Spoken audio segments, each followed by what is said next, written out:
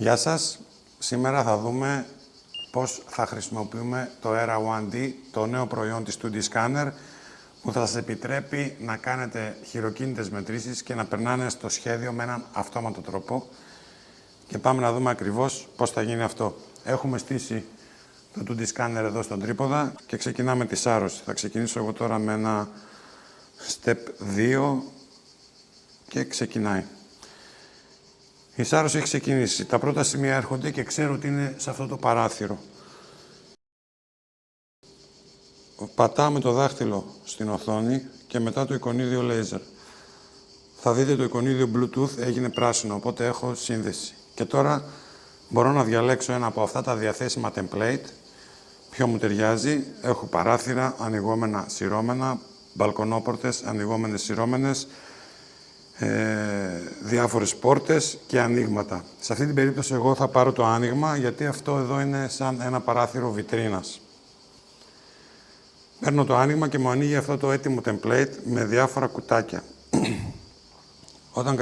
Δείτε ότι όταν κρατάω το ERA1D όρθιο, πάει στο 1. Μόλις το γυρίσω οριζόντιο, το focus πάει στο 3.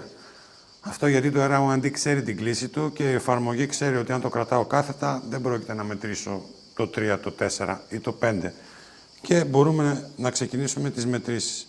Ξεκινάμε με το 1.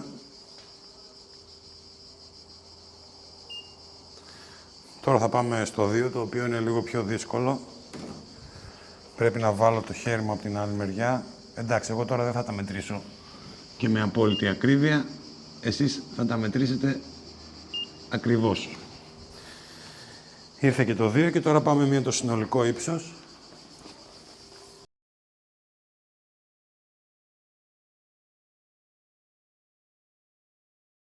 Πάμε τώρα αριστερά-δεξιά. Το 3.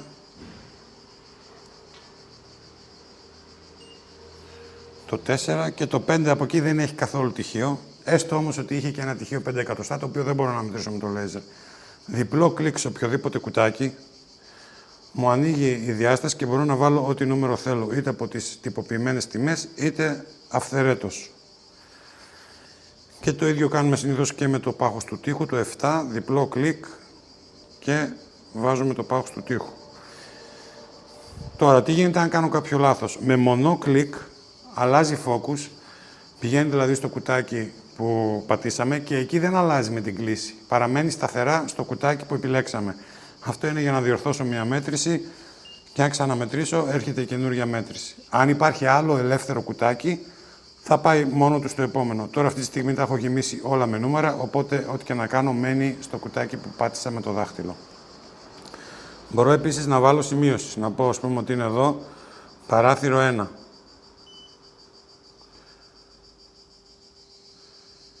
Και τελειώσαμε από εδώ. Πατάμε OK. Και εδώ πέρα βλέπετε τώρα έχει ολοκληρωθεί και το scan. Βλέπετε ότι στο σημείο εδώ υπάρχει αυτό το template που κάναμε. Με παρατεταμένο κλικ μπορώ να το ξαναεπεξεργαστώ, να το ελέγξω και άμα θέλω να αλλάξω κάποια μέτρηση ή τη σημείωση.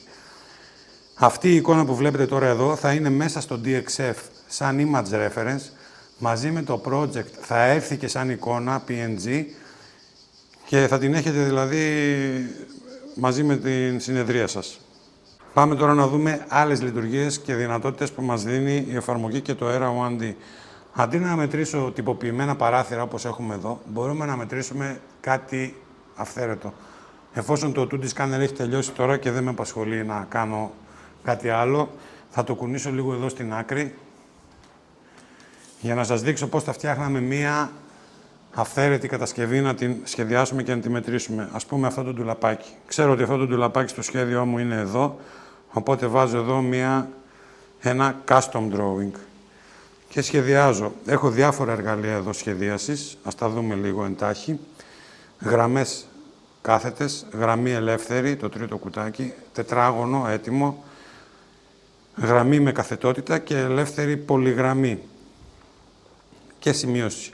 Θα πάρω εγώ τώρα τη γραμμή με καθετότητα, πολυγραμμή με καθετότητα και θα κάνω, ας πούμε, Θα το ξεκινήσω έτσι. Εδώ είναι το ντουλαπάκι. Κλείνει το ντουλαπάκι. Και μετά πάμε προς τα δω και το τυχείο. Τώρα, υπάρχουν αυτές οι γραμμές. Ξεκινάμε να μετράμε. Η σύνδεση είναι ακόμη ενεργή. Βάζουμε μία μέτρηση εδώ, ας πούμε. Εδώ πήρε λάθος μέτρηση, δεν πρόλαβα να το σημαδέψω καλά, οπότε ξανακάνω κλικ στη γραμμή και μετράω. Ήρθε σωστά. Τώρα μετράω αυτό.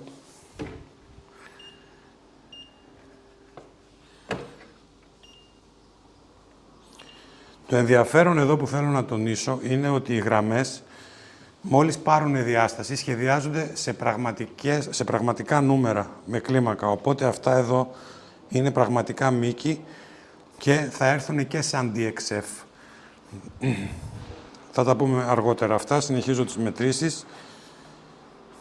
Εδώ τώρα πρέπει να βάλω ένα εμπόδιο για να μετρήσω. Μισό λεπτάκι. Ναι, κανονικά πρέπει να την κρατήσω έτσι, αλλά να κρατήσει λίγο.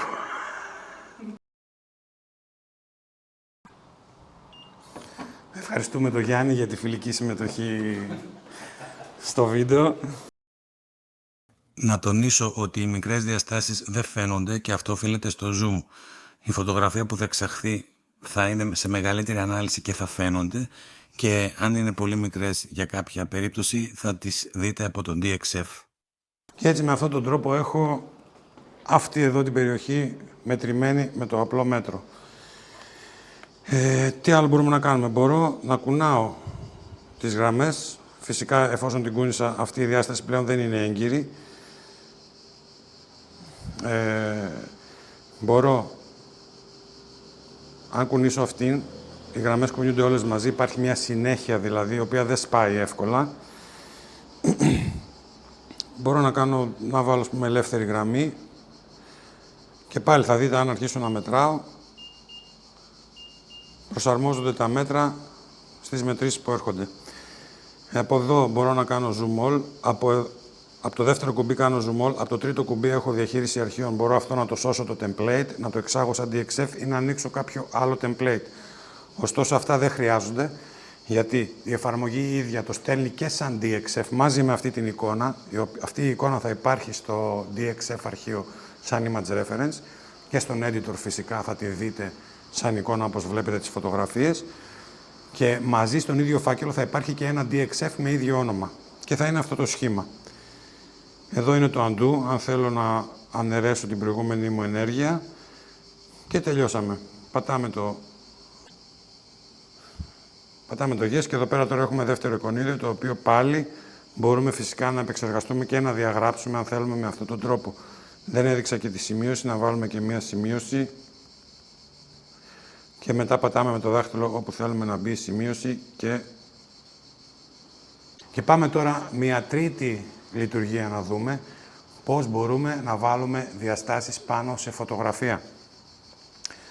Εδώ πέρα είναι αυτό το τυχείο που μετρήσαμε και το βλέπουμε από το σκανάρισμα από αυτά τα σημεία που ήρθαν εκτός ευθείας. Οπότε πηγαίνω εδώ και του λέω πάλι laser. Τώρα όμως θα πάρω το τελευταίο εικονίδιο που είναι η φωτογραφία. Κάμερα. Και τώρα βγάζω φωτογραφία την κατασκευή που θέλω να μετρήσω.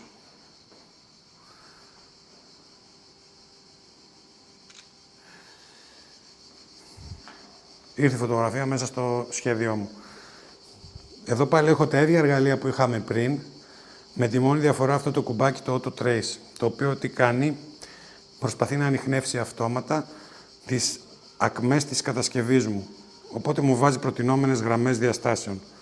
Και βλέπω ότι έγιναν και πολύ ωραίες. Αυτή θα την τραβήξω λίγο μέχρι το πάτωμα.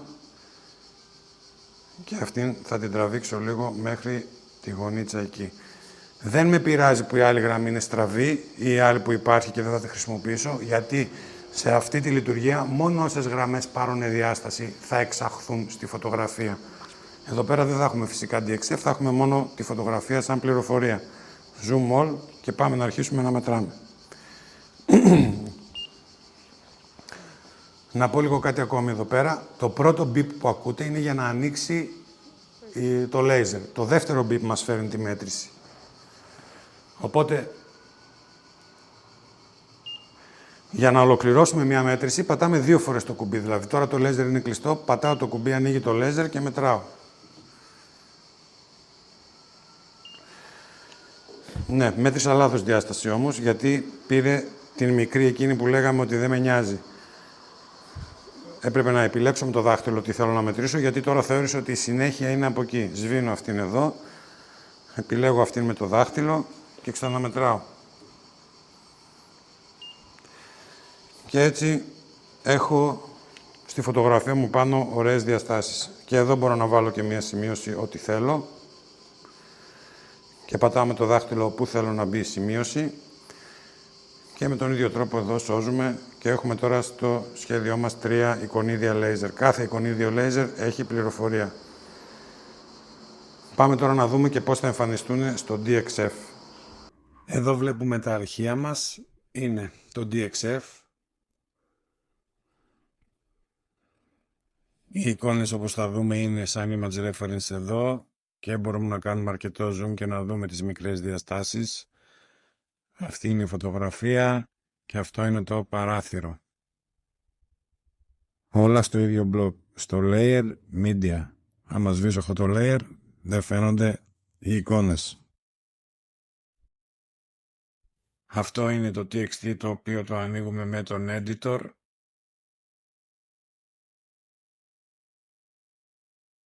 Σαν editor, όπως ξέρετε, μόλις πηγαίνουμε με το ποντίκι πάνω στη φωτογραφία, ανοίγει σε πλήρη οθόνη. Και με space εδώ την ανοίγει στο default πρόγραμμα του υπολογιστή. Και εδώ το παράθυρο. Οπότε οι πληροφορίες μέσα στο σχέδιό μας θα είναι σε αυτή τη μορφή. Κλείνουμε και τον editor και πάμε να τις δούμε και μεμονωμένες. Εδώ είναι το παράθυρο, εδώ είναι το custom σχέδιο που κάναμε μαζί με το DXF του.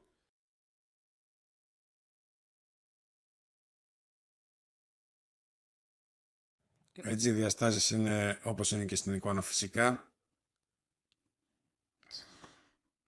Και εδώ είναι η φωτογραφία μας. Το manual του Era 1D είναι διαθέσιμο online στο help.2dscanner.com στην ενότητα Era 1D σε διάφορες γλώσσες. Σύντομα θα προσθεθούν και άλλες και μπορείτε να το κατεβάσετε ανά πάσα στιγμή, όπως επίσης μπορείτε να το βρείτε και από το QR code που είναι επάνω στη συσκευή. Θα σας βγάλει σε αυτή τη σελίδα που είδαμε πριν.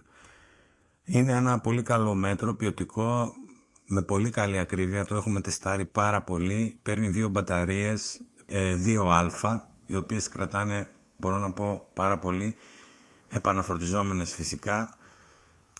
Και έχει πάρα πολλές λειτουργίες, όπως έχουν όλα τα εξελιγμένα μέτρα, επειδή έχει πάνω το επιταχυσιόμετρο που το δίνει τις κλήσεις. Μπορούμε να κάνουμε κατακόρυφες μετρήσεις, ίσως να γίνει κάποιο άλλο βίντεο που θα δείχνουμε αυτές εδώ τις μετρήσεις, οι οποίες ξεφεύγουν λίγο από τη λογική χρήση με το 2D scanner, αλλά συμπληρώνουν το Era 1D σαν προϊόν. Γεια σας και ευχαριστούμε που παρακολουθήσατε το βίντεο.